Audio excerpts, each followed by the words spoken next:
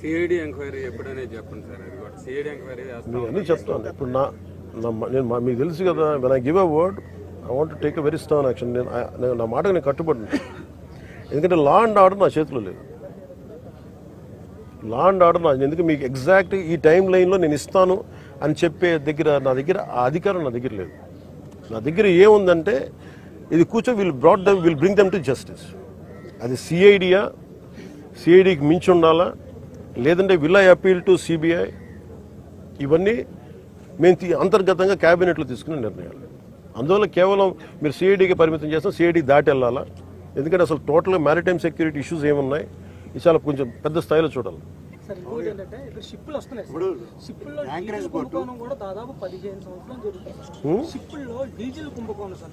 Diesel అదే చెప్తున్నాను, అది మీకు ఫ్రీ ఫర్ ఆల్ అయిపోయింది చెప్తాను కదా. డీజిల్ కుంభకోణాలు జరుగుతూ ఉన్నాయి. ఇది అన్ని రకాలుగా దీన్ని ఒకసారి చాలా సునిశ్చితమైన పరిశోధన జరగాలి దీని మీద. దాంట్లో ఉన్నాను. యాంకరేజ్ పోర్టు స్టేట్ గవర్నమెంట్ కూడా బాధ్యత ఉంది. స్టేట్ గవర్నమెంట్ కూడా దాని రెజ్యుమేషన్ ఉంది, డైరెక్టర్ కూడా కేవలం సెంట్రల్ గవర్నమెంట్ సంబంధం లేదు. ఇది ప్యూర్లీ స్టేట్ కంట్రోల్లో ఉంది. స్టేట్ కంట్రోల్ పోర్టు, స్టేట్ సంబంధించిన పోర్టు అధికారులు ఒకరు ఉన్నారు. నేను వాళ్ళు కూడా మేము మీరు వస్తేనే ఆయన కనబడలేదంటే ఎంత మీకు అదే చెప్తున్నాను కదా.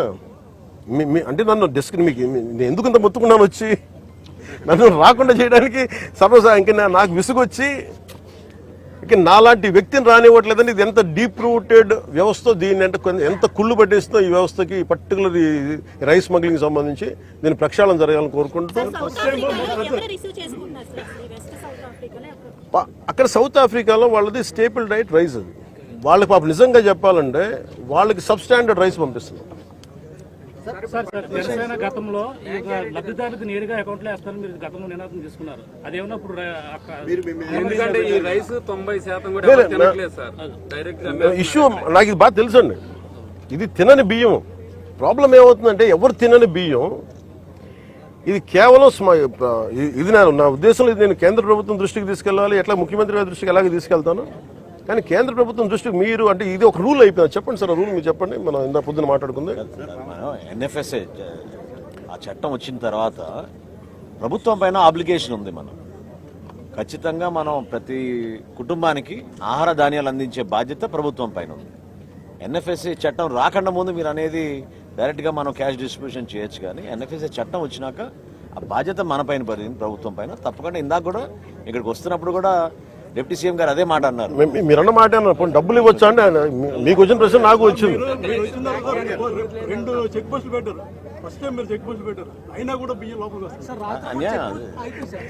నేను వెళ్ళి మీ అందరి ముందు మీ అందరి సమక్షంలో వెళ్తే నేను షిప్ లోకి వెళ్ళిన దీన్ని బట్టి హౌ డీప్ ఇట్ ఈస్. పట్టుకున్నప్పుడు కనీసం టెక్నీషియన్ కూడా రాలేదు సార్. అయినా టెక్నీషియన్ కూడా రాలేదు సార్. చెక్ పోస్ట్ పెట్టినప్పుడు 24/7 తనిఖీలు అన్నారు సార్. కొన్ని రోజుల నుంచి రాత్రిపూట తనిఖీలు ఆపేస్తారు.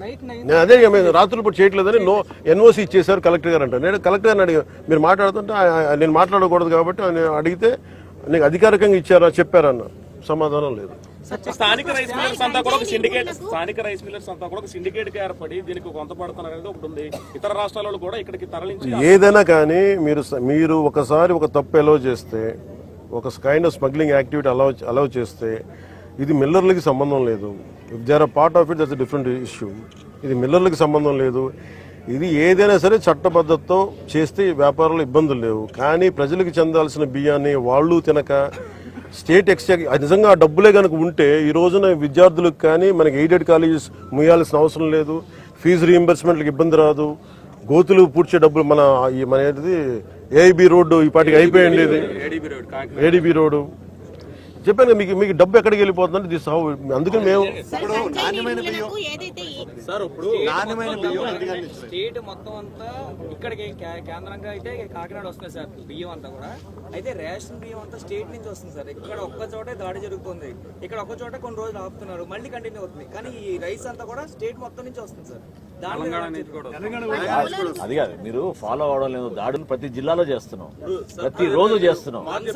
డిప్యూటీ సీఎం గారు చెప్పినట్టు 60,000 మెట్రిక్ టన్నులు ఇప్పటివరకు సీజ్ చేశాం.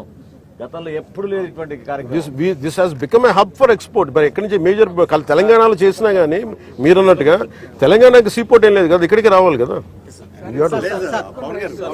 ఇప్పుడు సన్న బియ్యం అందించే ఆలోచన ఉందా? ఒక నిమిషం అల్టల్ గత 2 నెలల నుంచి మీరు పోర్టుకు రావాలంటే మిమ్మల్ని అడ్డుపడుతున్నారు. ఇప్పుడు కూడా పోర్టు లోపల కూడా మిమ్మల్ని లోపల తీసుకెళ్లే దానికి కూడా కొంత ఇబ్బందులు సృష్టించారన్నారు. అంటే దీని వెనక ఎవరు అనే దాని మీద మీరు కీలకంగా వారి మీద పెట్టాలి కదా నిఘా మీరు. అసలు మీ వెనకాల ఎవరు? అంటే ఇది శక్తిలో ఒక గ్రూప్, ఇది ఒకళ్ళు కాదు, ఒక వ్యక్తి కాదు.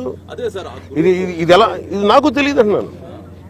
నాకేం అర్థం అవుతుంది. ఫస్ట్ మీరు చెప్పారు సార్ ఇప్పుడు ఎక్కడ ఏం లేదు అంతా బాగుందంటే సరే మీరందరూ ఉదాహరణకి ఏదో చెప్పారు అనుకోండి, మీరందరూ ఒక సీనియర్ జర్నలిస్టులు, మీకు అవగాహన ఉంది, కానీ మేము మీరు చెప్పిన మాట మేబీ ఎందుకు ఎదురెళ్ళటం రాను.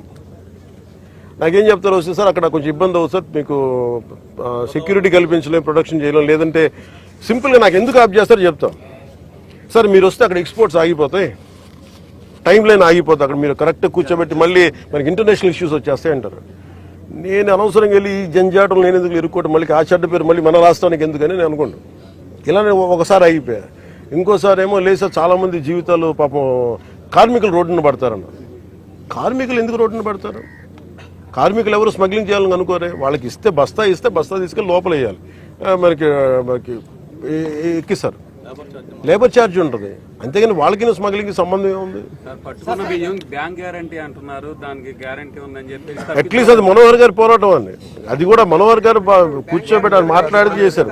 అలాగే మీరు అంటున్న ఈ క్వాలిటీ బియ్యం అంటే ఇది సమిష్టిగా మేమందరం కూర్చొని ఇది ఉంది, ఈ థాట్ కూడా ఉంది.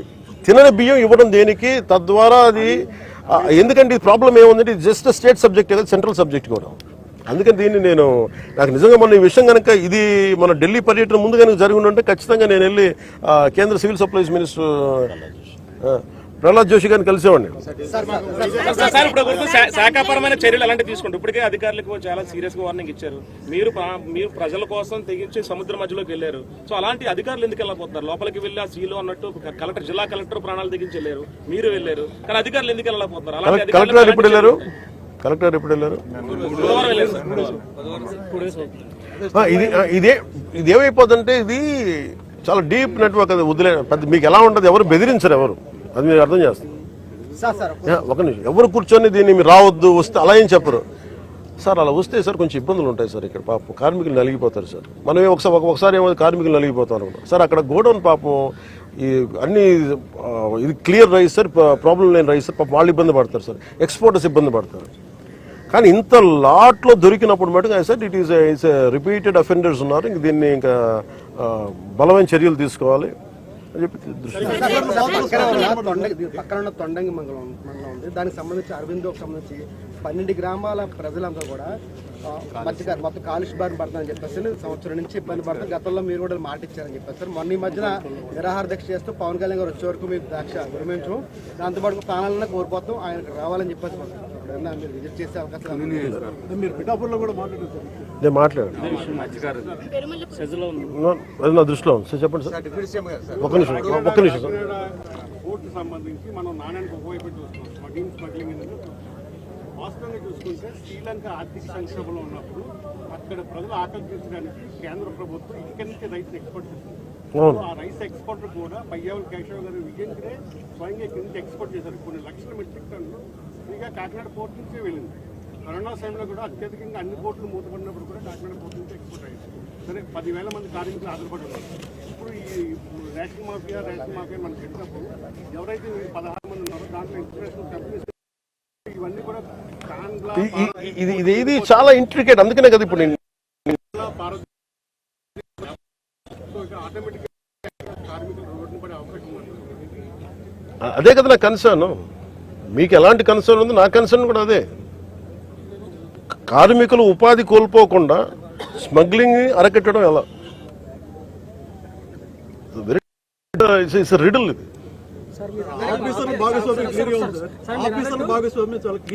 చాలా స్పష్టంగా ఉంది. అది ఎవరు చేస్తాయనేది మనకి సిఐడి ద్వారా ఉండాలా, సిబిఐ ఉండాలా, లేదా ఎలా ఉండాలనేది మీరు చెప్పండి సార్. ప్రభుత్వంలో కీలకమైన పదవిలో ఉన్నారు, ప్రభుత్వంలో ప్రధాన పాత్ర పోషిస్తున్నారు. ప్రెస్ మీట్ స్టార్ట్ చేసిన కాడి నుంచి కూడా ఇది నా చేతిలో లేదు, నన్ను ఎదవలేదు, దాని చుట్టూ తిప్పుతున్నారు అంటే ఇవన్నీ చేయగలిగి కూడా మీరే చేయకపోయినట్టయితే పరిస్థితి ఏమి సార్లు హౌ ఇంట్రికేట్ అనేది ఇప్పుడు మీ దగ్గర కాన్ఫ్లిక్ట్ ఉంది మీ ఇద్దరికి, మీ ఇద్దరు సీనియర్ జర్నలిస్టులు, మీ ఇద్దరికే కాన్ఫ్లిక్ట్ ఉంది. ఆయన 10,000 మంది కార్మికులు ఉంటున్నారు, ఇంత బాధ్యతలు మీరు చేయగలిగే స్థాయిలోనే మీరేం చేయట్లేదు అంటా ఉన్నారు. అలాగే దిస్ ఇస్ ద కాన్ఫ్లిక్ట్. ఇది ప్రజలకి నేను పెట్టుకుంది ఏంటంటే నా నిస్సహాయత నేను వ్యక్తం చేయట్లా, నాకున్న సిచ్యువేషన్ నేను చెప్తున్నా. ఎందుకంటే మీరు కూర్చోబెట్టి ఒక నిర్ణయం, ఇదేమో leadership is all about taking a decision, taking the right decision. తక్కువ ఇంపాక్ట్ తోటి ఎక్కువ లాభం జరిగేలా చూడటం. 10,000 మంది కార్మికులు రోడ్డును పడకుండా ఎలా ఉండాలి, వాళ్ళకి ఎలా తెలియజెప్పాలి, అలాగే ఏమి అవకతవకలు ఉన్నాయి, ఏ విధంగా జరుగుతున్నది, ఇవన్నీ కూర్చోబెట్టి చేయాల్సిన విషయాలు. అందుకని ఇది కూర్చోబెట్టి కొంచెం లోతుగా, ఎందుకంటే ఇది మేము ఆ పారదర్శకత చెప్పాలి, చూపించాలని చెప్పి నేను I took this call. Sir, గంజాయి నిర్మూలనకు లీగల్ టాస్క్ ఫోర్స్ అన్నది ఏర్పాటు చేశారు సార్. అలాగే మహిళలకు సంబంధించి ఇలా ఇంటికి వేధింపులు కావచ్చు, అఘాయిత్యాలకు సంబంధించి చట్టాన్ని తీసుకొస్తారు. గతంలో దిశ ఉండేది, దిశ ఎక్కడ ఉందని సార్ ఇప్పుడు యాక్ట్ చేశారు. అది మాట మాట్లాడేంత ఈజీ అండి. ఇప్పుడు నేను మొన్న మీరే ఉన్నారు, మొన్న ఐ థింక్ గుంటూరులో ఒక సభకి వెళ్ళాను, మన మీటింగ్కి వెళ్ళాను. ఒక మహిళా జర్నలిస్ట్ ఎవరు ఆవిడ ఇబ్బంది పడతా ఉన్నారు, మీకు చెప్పాను. నేను తీసుకొచ్చాను, మీ పక్కన రండి మేడం అనే పక్కన లాగితే ఆ బేసిక్ కన్సర్న్ ఇవే సొసైటీ మనందరికీ కూడా ఉండాలి కదా. ఇప్పుడు సొసైటీ ఏమైపోయింది, not just about policing, not about good app, not about security cameras, also about people. మీరు ఒక అమ్మాయిని ఏడిపిస్తూ ఉంటే లేదని జరుగుతూ ఉంటే వీడియోలు తీసి చూపిస్తున్నారు, షూట్ చేస్తున్నారు. షూట్ చేసి సోషల్ మీడియాలో పెడుతున్నారు, కానీ ఎవరికి బేసిక్ సెన్స్ ఏముండాలి, వెళ్ళి వాళ్ళని ఆపి లాక్కుని 4 తన్ని ఆపాలి, ఆ మైండ్ సెట్ లేదు. It's also people. Law and order మీ చేతుల్లో లేదు, పలుసార్లు అన్నారు లా అండ్ ఆర్డర్ మీ చేతుల్లో ఎప్పుడు తీసుకున్నారు? Thank you.